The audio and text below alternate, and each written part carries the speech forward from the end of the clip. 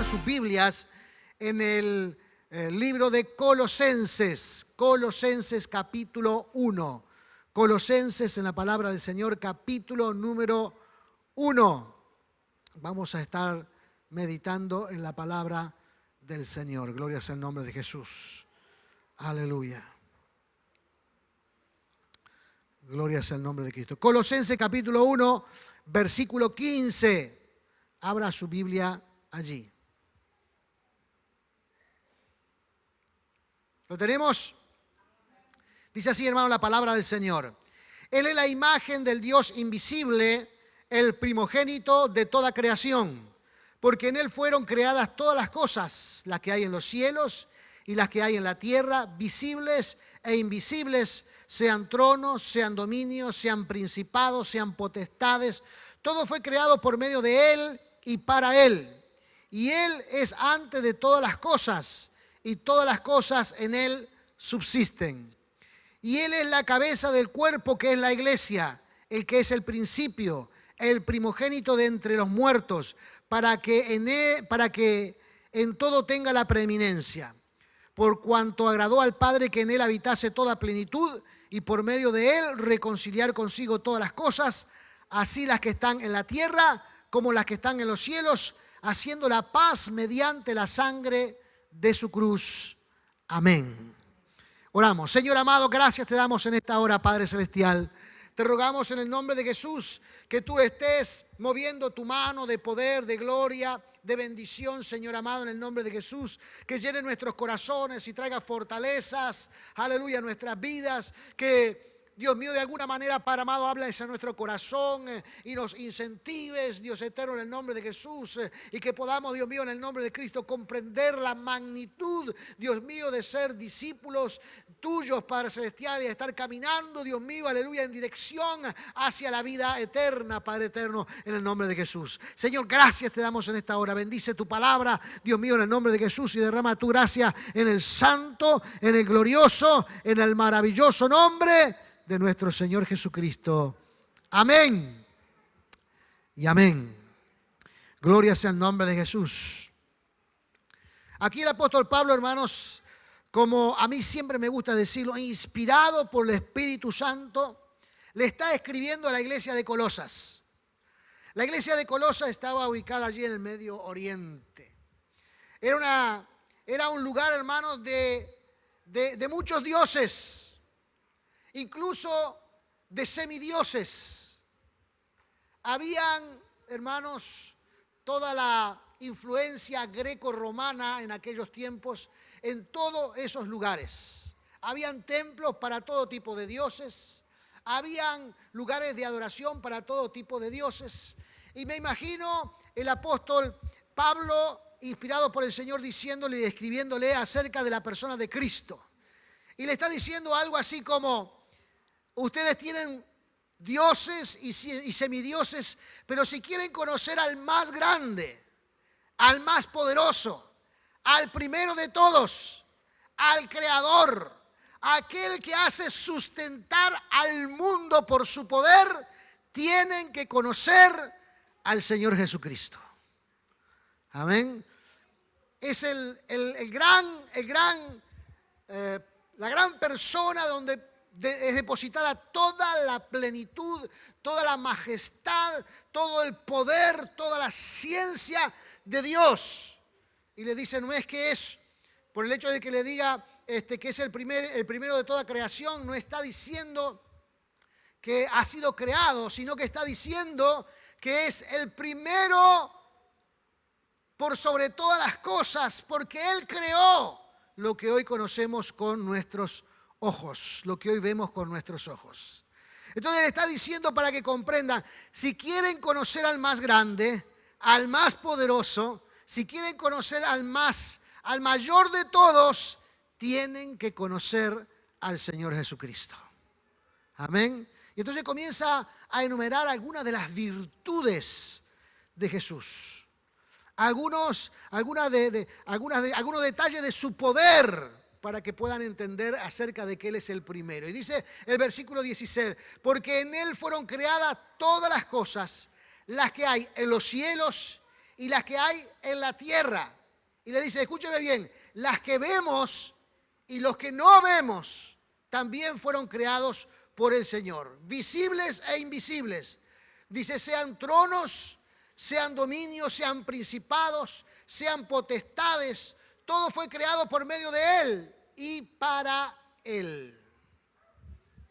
Amén. Esto es muy significativo porque le está diciendo que toda la creación fue pensada, fue ideada, fue puesta en práctica para el deleite de Dios. Es como cuando usted, por ejemplo, está decorando su propia casa. No la decora en función de los deseos del vecino. La decora en función de sus deseos y coloca las cosas en sus lugares según le gusta. Y si no le gusta, las vuelve a cambiar y las vuelve a poner en otro lugar porque tiene que ser funcional para usted. ¿Cierto? Bueno, Jesucristo, hermanos, el Dios de los cielos, cuando creó el universo, tiene esta idea en mente. Está creando el mundo, está creando las potestades, está creando todo lo que está sobre este planeta, visible e invisible, porque tiene que ser funcional para lo que Él desea, para lo que Él piensa. El Señor Jesús como creador está decorando esta tierra a su placer. Y esto, hermanos, es muy significativo para estos pueblos que creían, hermanos, que veían semidioses en todos lados y que algunas personas que se destacaban de manera especial y que tenían algún talento especial ya lo caracterizaban como algún semidios o el hijo de algún semidios, y allí está toda la mitología griega que habla de todas esas cosas. Yo no he leído la mitología griega más de lo que he oído, pero allí están todas esas cosas que están diciendo acerca de toda esa obra de los griegos. Y dice, Dios está por encima. Él es el ideólogo de este mundo. Amén. Él es el que trae, hermanos, la funcionalidad a esta tierra. Porque todo fue creado por Él y para Él. Amén. Dios está pensando en sí mismo, porque encima de Él no hay nada más. Él es el creador. No existe ninguna otra cosa por encima de Él. Por lo tanto, Él está pensando en sí mismo y está pensando las cosas a su alrededor y está pensando en cómo hacer que el mundo sea funcional para Él, y está pensando en poner el hombre sobre la tierra, y está pensando de cómo hacer que el hombre sea alguien que le alabe, que le adore y que le exalte. Amén. Así que si quieren conocer al más grande, al Creador, al poderoso, tienen que conocer a Jesucristo. Versículo 17 dice, y Él es antes de todas las cosas, y todas las cosas en Él subsisten. Está diciendo que Jesús es el eterno. Amén. Ustedes saben, nosotros sabemos, hermanos, que la palabra de Dios muestra a un Dios eterno. Nadie creó a Dios, no tiene principio ni fin. Amén. La existencia de Dios no se puede evaluar según nuestra forma de evaluar el tiempo. La existencia de Dios, hermanos, solo existe. Solo existe. No podemos decir ni que existió ni que va a existir. Él solo existe porque es eterno. Amén. Este concepto de eternidad, hermanos, para nosotros que somos seres finitos, es difícil de entenderlo, y siempre los seres humanos queremos ponerle un principio a todas las cosas. Queremos ponerle siempre un principio, y allí suceden algunas teorías que inventamos, como la teoría del Big Bang, que fue el momento que, según dice, que todo comenzó, todo se inició, y tratamos de darle explicaciones y tratamos de crear o recrear el comienzo de la vida. Pero en realidad, hermanos, el comienzo de la vida viene a través de una orden de Dios, de una palabra divina, de un mensaje creador. Y todo sucedió en el nombre glorioso y maravilloso de Cristo. Amén. Este concepto de la eternidad de Dios, hermanos, entiendo que para el ser humano es difícil, pero nosotros por fe creemos de que Dios es eterno. Además creemos, hermanos, que Dios también tiene pensado que todos nosotros sigamos subsistiendo por medio de su presencia, por medio de su poder. Amén. Y también nos transformemos en otro ámbito, en otro lugar, en otro escenario, como personas eternas, para la gloria del Señor. Porque eso es lo que Jesús nos ha dejado como esperanza, como promesa. Amén. Alcanzar la eternidad. ¿Cierto? Esa es la promesa mayor de todas. Ese es el mensaje, hermanos, más tierno y más glorioso que todo el ser humano ha recibido. Que podemos llegar a gozar de eternidad. Por supuesto que esa eternidad no tiene que ver, hermanos, con lo que nosotros hoy conocemos. Esta es una pequeña fracción muy mínima acerca de la eternidad que Dios ofrece. Porque lo que Dios creó, lo creó para que fuera eterno. Amén. Después entraron otras cosas a tallar que hicieron que se volvieran finitas. Pero hoy, en el nombre del Señor, podemos reconocer lo que dice en el versículo 18 con toda seguridad. Y dice así, hermanos: y Él es la cabeza del cuerpo, que es la iglesia. Amén. Porque Jesucristo, hermanos, como agente de salvación en esta tierra, o como agente de proclamación de la salvación en esta tierra, ha levantado la iglesia del Señor. Amén. Nos ha levantado a nosotros. Y esto, hermanos, es muy importante, porque el futuro del mundo, o lo que la gente pueda alcanzar como salvación, está de alguna manera en el ejército de Dios. Y el ejército de Dios es la iglesia de Jesucristo. Amén. Y nosotros, utilizando esta metáfora, somos el cuerpo de Cristo, pero Cristo está en su lugar, que es la cabeza. Lo que está diciendo es que Jesucristo es quien dirige. Jesucristo es el que fortalece. Jesucristo es el que le da sabiduría, inteligencia, poder a la iglesia del Señor. Amén. La iglesia de Cristo, hermanos, tiene este concepto o esta metáfora del cuerpo.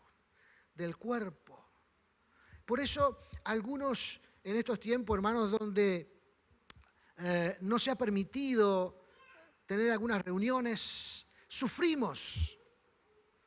¿Por qué sufrimos? Porque entendemos, hermanos, que el cuerpo no es posible que esté repartido, el cuerpo tiene que estar unido. Y una de las acciones simbólicas de estar unido es el culto del Señor. Simbólicamente es cuando nosotros aquí nos unimos y Jesús está dándonos su palabra, y Jesús está alentándonos, y el Señor está sanando nuestras vidas, y el Señor está fortaleciendo nuestra vida. ¿Cuándo lo hace? ¿Cómo lo hace? Bueno, cuando estamos juntos, reunidos, en armonía, dice la palabra del Señor. Es un momento sublime, es un momento glorioso.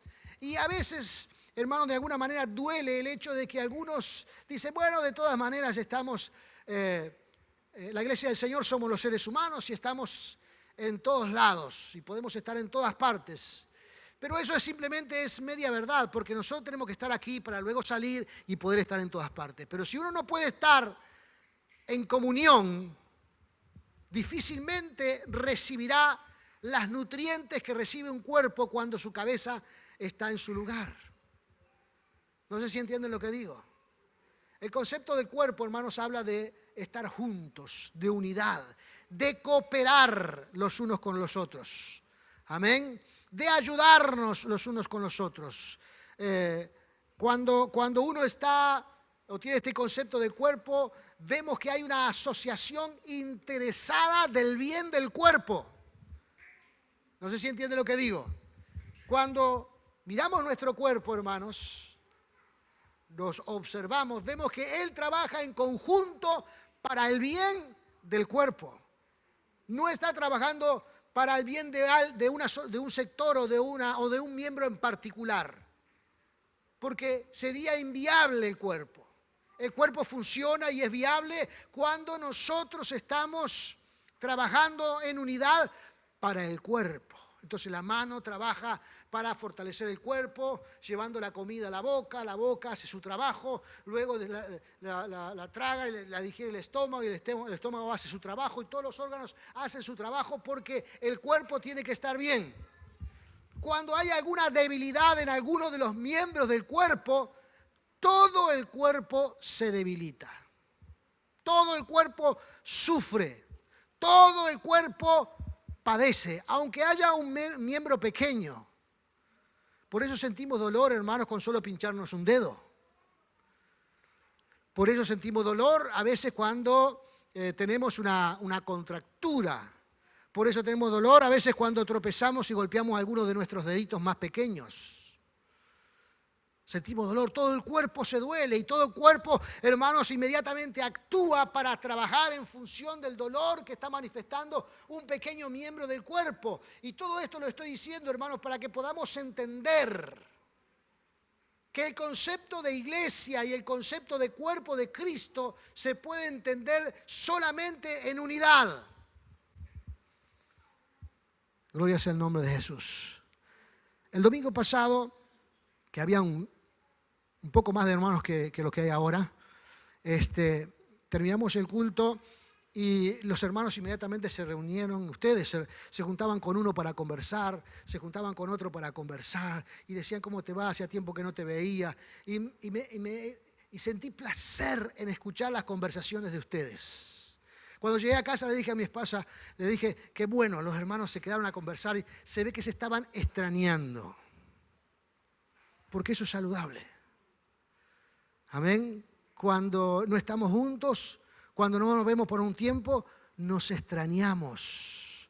Porque algo nos ha vinculado, algo nos ha unido, algo nos ha hecho uno. Amén. Y esa es la obra poderosa de Cristo, porque Cristo es la cabeza de la iglesia. Entonces todas esas necesidades el Señor las pone en la iglesia para que nos fortalezcamos en el Señor.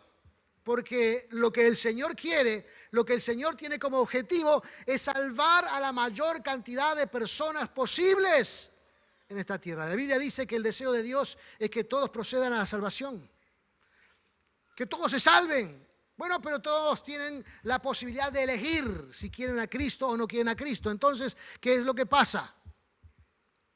Algunos respondemos positivamente y otros respondemos negativamente. Cuando respondemos positivamente es porque llegamos a la iglesia, amén, y queremos crecer en la iglesia. Entonces, en ese instante el Señor comienza a poner cosas en nuestra vida, en nuestro ser, para ilustrarnos que Él es el poderoso, que Él es eterno, que Él es el maravilloso. Gloria sea el nombre de Jesús. Amén. Y podemos entender, hermanos, entonces el plan de Dios, donde la iglesia es el grupo de personas que se unen en el Señor en el cometido de llevar esperanza de salvación a las personas. Es el cometido más grande y primario. Por supuesto, después, hermanos, como cristianos, como hijos de Dios, gozamos de una cantidad de bendiciones que vienen de parte de Dios, donde el Señor nos sana, el Señor nos fortalece, el Señor nos anima, el Señor nos llena con su Espíritu Santo, el Señor cuida nuestras vidas, el Señor nos guarda nuestra salida y nuestras entradas, el Señor suple para nuestro sustento, el Señor muchas veces obra para que tengamos abrigo y el Señor obra para tantas cosas. Porque el deseo es de que la gente, los hermanos, nosotros, tengamos también el deseo de llevar adelante ese objetivo primario. Amén. Que es alcanzar a aquel que todavía no conoce al Señor Jesucristo. Y por eso aquí le está diciendo a la iglesia de Colosas: está muy bien todos los dioses que ustedes tienen. Están bien todos los semidioses, todos los que están en la mitología griega, todo lo que tiene que ver con la filosofía romana de que el César es el Dios de la nación. Todo eso está bien, pero si quieren conocer al más grande, tienen que conocer a Jesucristo. Para ellos era esto muy significativo. Y Jesús es quien dirige a la iglesia. Jesús es el que dirige a la iglesia. Fíjense lo que dice el capítulo 2 de Colosenses, versículo 8.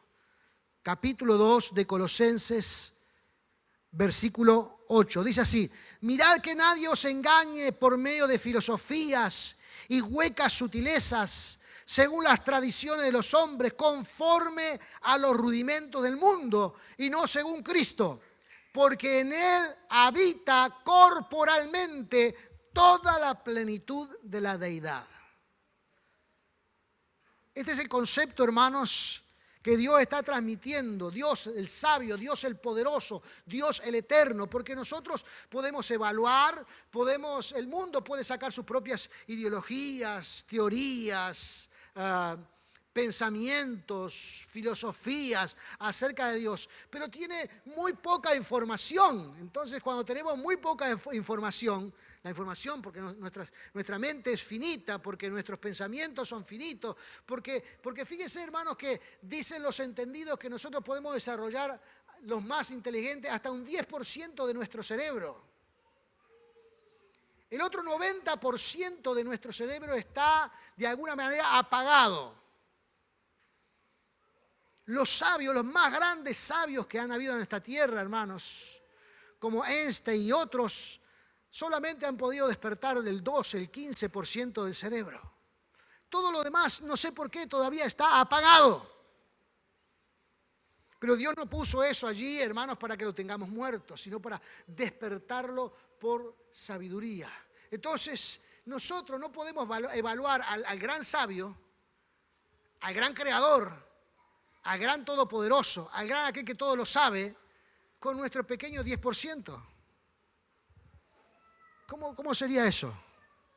Es como si tomáramos a un bebé recién nacido y le pidiéramos que evaluara a los padres. ¿Cómo se puede hacer eso? Bueno, pero de todas formas siempre el ser humano quiere llevar adelante sus ideas y sus pensamientos. Dice, no se puede. Por tanto, dice aquí, por el versículo 9 que leímos, porque en Él habita corporalmente toda la plenitud de la deidad. Amén. En Jesucristo habita en su cuerpo, en su vida, en su manifestación, todo el poder sobrenatural de Dios. Todo el poder sobrenatural de Dios. Porque así el Dios el Padre lo ha querido. Así Dios el Padre lo ha querido. Porque tenemos un Dios donde habitan 3 personas: Padre, Hijo y Espíritu Santo. En un Dios habitan 3 personas. Y por eso dice aquí en el versículo 19, por cuanto agradó al Padre que en Él habitase toda plenitud. Del capítulo 1, versículo 19, dice, por cuanto agradó al Padre que en Él habitase toda plenitud. Dios, el Padre, creador con Dios el Hijo y Dios el Espíritu Santo, ellos saben que entre ellos 3, el mayor es el Padre, y Él dice, ha querido que esto funcione de esta manera. Amén. En Cristo habita toda la plenitud del Señor. Entonces, cuando nosotros decimos, ¿qué queremos conocer de Dios? Algunos dicen, no sé, Dios es alguien que está muy lejos, muy alto, que es invisible, no lo podemos conocer. Y la Escritura dice, en un momento, tranquilos. Dios el Padre no es alguien solamente que esté allá separado del mundo, lejano, lo creó y lo abandonó y se fue. No, Dios está observando todo el tiempo a esta tierra. Y cuando vio que tenía una necesidad de salvación, dice, envió a su Hijo Jesucristo. Y su Hijo Jesucristo, que habitó aquí como un hombre natural, como un hombre común, que nació de una madre, en Él habita toda la plenitud de Dios. Pero además es la imagen invisible de Dios. Entonces uno dice, bueno, pero ¿cómo puedo conocer yo a Dios? En la persona de Cristo. Y algunos dicen, bueno, pero Cristo no sé si existió. No, hermanos, Cristo es una persona histórica, documentada en la historia. No se puede hablar de que Cristo no existió porque Él está documentado en la historia. Tan documentado está que partió la la historia al medio. Cuando se quieren hacer fechas de alguna cosa, o se quiere fechar alguna cosa, hay que decir tal fecha antes de Cristo o después de Cristo. Entonces el mundo, hermanos, la mayoría del mundo acepta que hay un Cristo histórico, registrados en los anales de la historia. Entonces, allí en paralelo está la Escritura, la palabra de Dios, que revela quién es la persona de Jesús. Entonces no podemos decir que no sabemos nada de Dios. Capaz que hay personas que caprichosamente no quieren aceptar a Cristo, no quieren decir que Cristo es el Hijo de Dios, el primero de la creación, que es el más importante de todos. No quieren decir eso y entonces arrancan de la premisa de negar a Jesús. Entonces no se puede estudiar a Jesús partiendo de la premisa de negar a Cristo, porque Él está en la historia. Él está allí registrado. Pero para nosotros, hermanos, nos da una tranquilidad enorme, porque podemos decir, Dios se mostró al ser humano a través de la persona de Cristo. No hay duda de que Dios existe. No hay duda de que Dios quiere bendecir a la humanidad. No hay duda de que Dios ha levantado una iglesia para pregonar su palabra. No hay duda de que nos ha dejado su legado escrito y que ha permanecido a través del tiempo. No hay duda de que Dios ha dado salvación a los seres humanos y que partir de esta tierra ya no es una incógnita, sino que partir de esta tierra es ir a la presencia de Dios si caminamos por el sendero de la fe. Entonces, para los colosenses, Pablo le está diciendo, ¿quieren conocer al más grande? El más grande es Jesús. Sé que ustedes tienen dioses de todo tipo, y Hércules, y Zeus, y no sé qué más. Y allí hay otros, los romanos decían que los gobernantes eran dioses y que había que reverenciarlos, y qué sé yo. Y le están diciendo la palabra del Señor a través de la persona de Pablo, ellos no son lo más grande. La plenitud de Dios habita corporalmente en la persona de Cristo. Amén. Así que hoy nosotros tenemos seguridad, hermanos, que en la persona de Cristo podemos ver al Dios invisible, al Dios creador, al Dios que transforma vida, que cambia vidas, al Dios que hace su obra poderosa en el santo y glorioso nombre de nuestro Señor Jesucristo. Amén. Así que esta es la seguridad que tenemos en el Señor, que Cristo es el Dios todopoderoso. Póngase de pie en esta hora, aleluya. Cierre sus ojos, incline su rostro al Señor. Y yo creo que hoy es un buen momento para agradecer a Jesús, para agradecer al Señor, porque Él nos dirige, porque Él nos hace sabios, porque Él hace que nosotros podamos tomar buenas decisiones en nuestras vidas, porque Él nos ayuda en el nombre de Jesús a caminar por esta tierra bendecidos por Él. Cuando tenemos alguna dificultad en nuestra vida, todo el pueblo de Dios se duele como si fuera un solo cuerpo y se pone a clamar y se pone a orar por el miembro dolido. Aleluya, en el nombre de Jesús. Y tú, Señor amado, respondes con sanidad. Señor amado, respondes con poder de lo alto. Respondes con bendición, Señor amado, en el nombre de Jesús. Así que, Señor amado, en el nombre de Cristo te alabamos. Te alabamos, Cristo del cielo.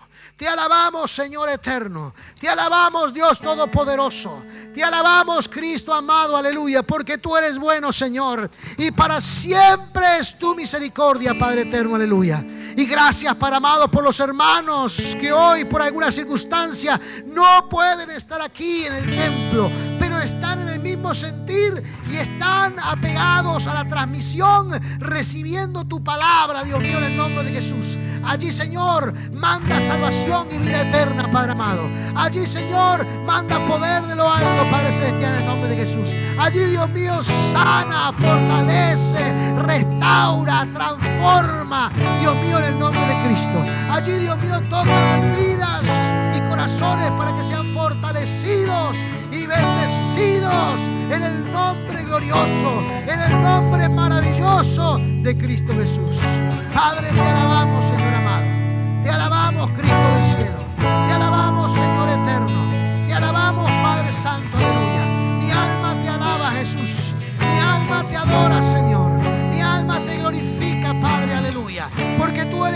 poderoso, Señor amado. Tú eres poderoso, Cristo del cielo. Tú eres poderoso, Padre celestial, aleluya. En el nombre de Jesús clamamos. En el nombre de Jesús adoramos, Padre, aleluya. Porque tú eres bendito, Señor amado, en el nombre de Jesús. Aleluya.